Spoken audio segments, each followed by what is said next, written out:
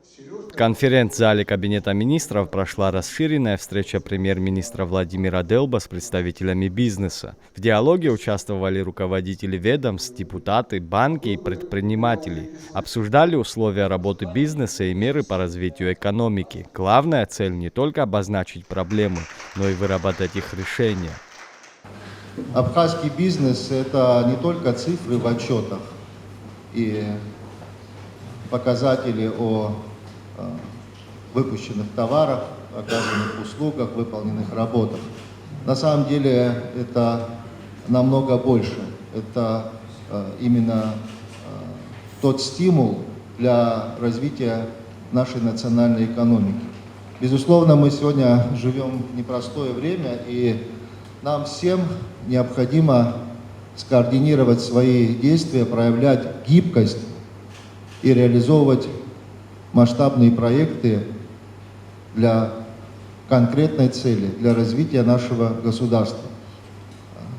Прошедший Абхазский международный экономический форум еще раз подтвердил высокий инвестиционный потенциал нашей страны.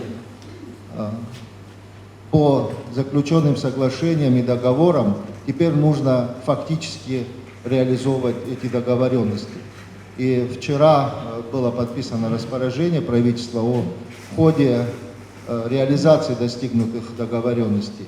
Здесь у нас очень много работы, и президент страны особо обратил внимание, что соглашения, меморандумы, договоры обязательно должны найти свое отражение в конкретном деле.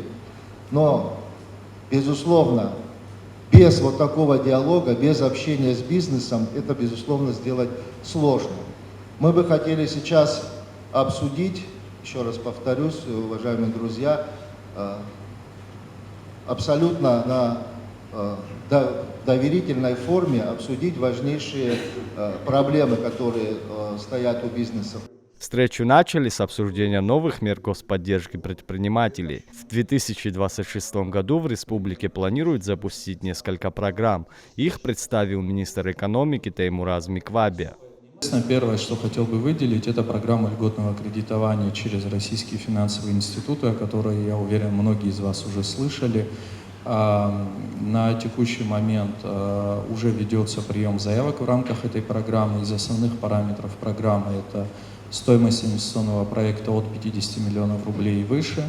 Для участия необходимо собрать пакет документов, основой которого является бизнес-план проекта, который подробно описывал бы возможность и возврата инвестиций, и получения прибыли, и создания новых рабочих мест для нашей республики. Следующим важным направлением, которому уделяется большое внимание уже несколько лет, является поддержка малого и среднего предпринимательства. У нас на текущий момент уже завершается разработка, в ближайшее время ожидается утверждение программы поддержки малого и среднего предпринимательства, которая включает в себя несколько механизмов государственной поддержки. Среди них первый – это вот как раз одна из причин, по которой мы пригласили представителей коммерческих банков, это вопрос осуществления программы льготного кредитования, но уже через абхазские банки с использованием механизма субсидий для того, чтобы абхазский бизнес мог получить возможность привлечь кредит на льготных условиях. На текущий момент общие ориентиры этой программы назову. Ставка по кредиту планируется в размере порядка 10% годовых. Срок кредита на текущий момент обсуждается потенциально до 5 лет. Речь идет о том, что часть расходов, связанных с обслуживанием этих кредитов, возьмет на себя предприниматель, а разницу для того, чтобы банк не выдавал эти кредиты себе в ущерб, не получал от них убытка, разницу в процентной ставке планирует погашать государство через порядок отбора, который в настоящее время также дорабатывается, и мы ожидаем, что уже в кратчайшие сроки мы проект порядка направим в банки для того, чтобы с коллегами обсудить, насколько предлагаемый нам механизм реализуем в условиях абхазской банковской системы, в том числе в условиях ограниченной ликвидности. Отдельное направление отведено поддержке реального сектора и развитию туризма. Следующий механизм, который также будет доступен субъектам малого и среднего предпринимательства, это предоставление субсидий на приобретение оборудования, как это реализовывалось в прошлые годы, но с учетом того, что каждый год мы механизмы программы меняем, мы увеличиваем контроль для того, чтобы достигать большего эффекта от реализации таких программ, создавать больше рабочих мест, создавать больше предприятий в восточных районах нашей республики. Третье направление, которое будет реализовываться в текущем году в рамках программы поддержки малого и среднего предпринимательства, это субсидирование создания малых средств размещения.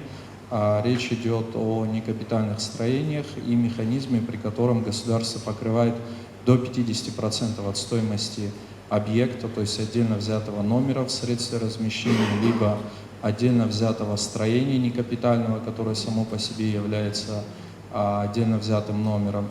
И в таком случае предлагается механизм, при котором государство погашает до 50%, но не более 1,5 миллиона рублей от суммы расходов на один номер, что также позволит нашим предпринимателям создавать новые малые средства размещения, которые в свою очередь рассчитаны на проживание не только в летний, но и в зимний период времени, соответственно, включают в себя все необходимые для этого условия.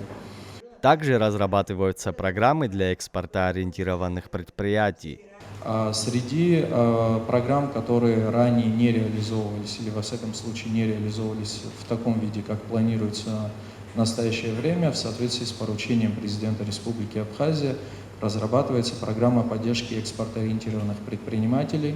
Речь идет о производствах в Республике Абхазия, которые направлены именно на экспорт производимой продукции.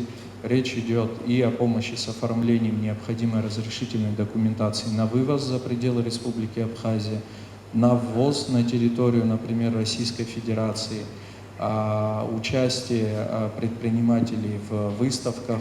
Ну, вот как пример, в ближайшее время делегация Республики Абхазия посетит Кавказский инвестиционный форум, на котором будет представлена наша продукция, алкогольные, безалкогольные напитки, джемы и много других видов продукции. Это тоже будет одним из способов продвижения наших товаров за пределами Республики Абхазия, что позволит увеличить объемы производства, а это далее по цепочке увеличит объем потребления. Бизнес, в свою очередь, говорит о необходимости не только дешевых, но и длинных денег. Среди предложений кредитные каникулы на период строительства объектов. При этом предприниматели отмечают и системные проблемы, в том числе недостаток информации о правилах игры.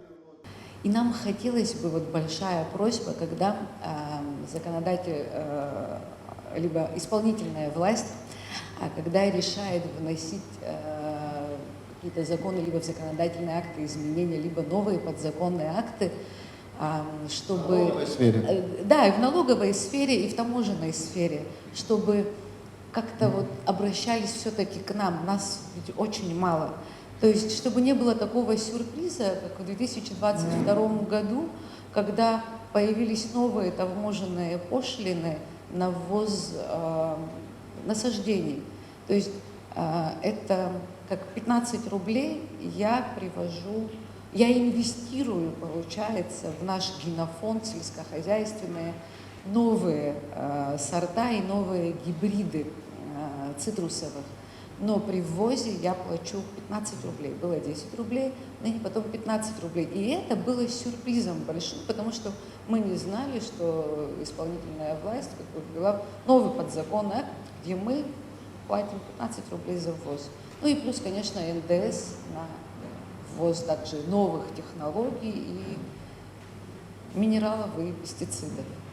Отдельно обсудили работу таможни. Глава Ассоциации предпринимателей Роман Кочерава отметил проблемы из-за отсутствия цифровизации и бумажного документооборота.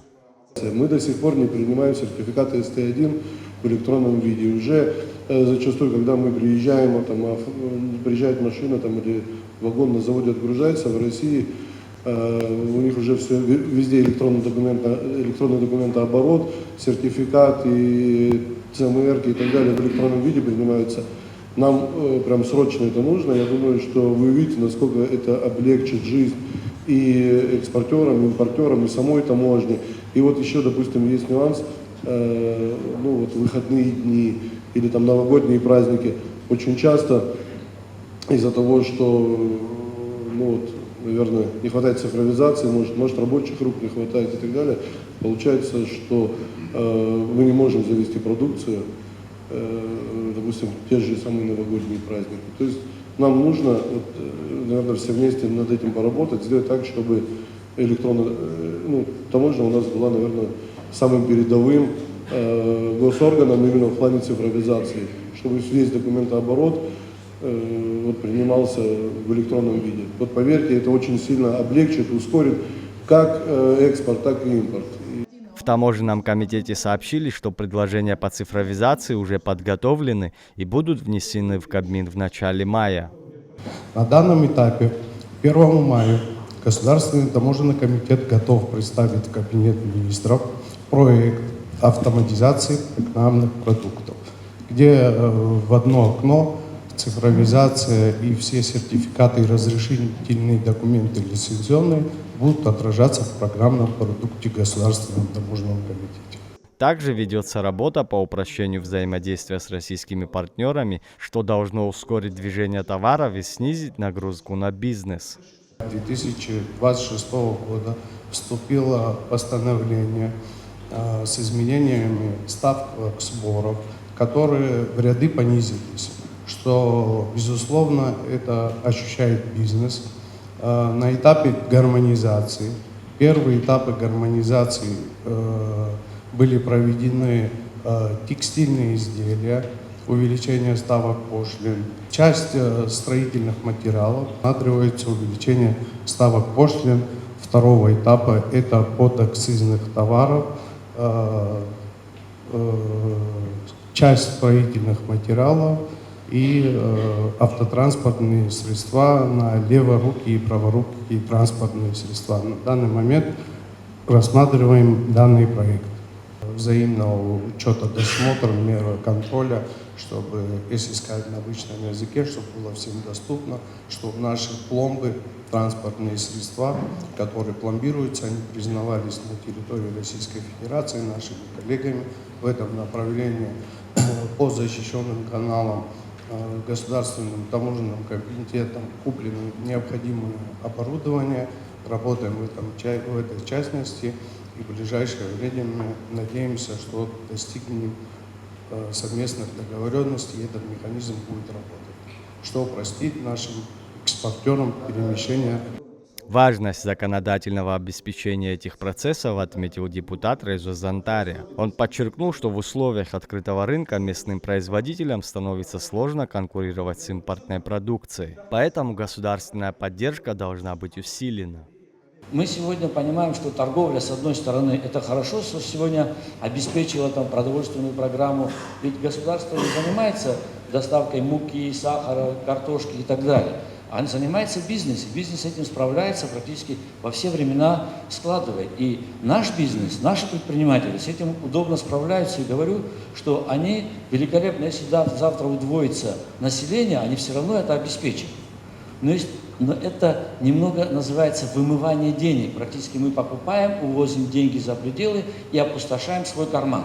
Вот в этом направлении есть небольшая производительная часть. Я вот вижу несколько человек здесь, которые присутствуют. Но у них есть трудности. Это у производителей продовольственных товаров. У них есть небольшие трудности. Да? Вот у нас, к примеру, хочу сказать, великолепный завод построили, да, который там, мол, завод должен заработать. Но я, как имеющий отношение, разбираюсь чуть-чуть в бизнесе, могу сказать, ему будет трудно, потому что у него есть некоторые его производительности, SKU так называемые, да, тот самый товарную продукцию, который он будет конкурировать с российским. Это очень тяжело будет ему выйти. Объемы другие. И коэффициент той самой рентабельности, когда объемы большие, для нашего будет тяжело выдержать. И его немедленно нужно защитить. Как это сделать? Понять, какую продукцию, номенклатуру он будет выпускать, именно на эту номенклатуру поставить какой-то заградительный процесс на таможне. Тогда у него, мы понимаем, что он будет уже конкурентный по качеству будет проходить и будет понимание иметь, с какими SKU он идет в спорах. Завершая встречу, премьер-министр отметил, что успех бизнеса – это основа социальной стабильности, поскольку именно предприниматели формируют налоговую базу, направленную на поддержку граждан.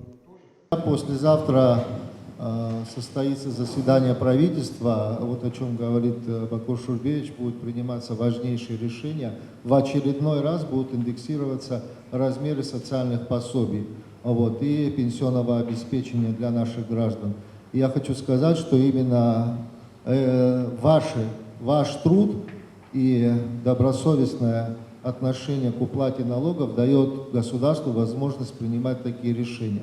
Вот это очень важно, уже который год подряд это осуществляется. И сейчас существенное повышение по социальным выплатам, по размеру пенсионного обеспечения, так называемая, как мы говорим, абхазская пенсия, но там не сам размер пенсии, а доплата будет увеличиваться. Вот послезавтра такое решение будет приниматься, и оно вступит с 1 мая текущего года.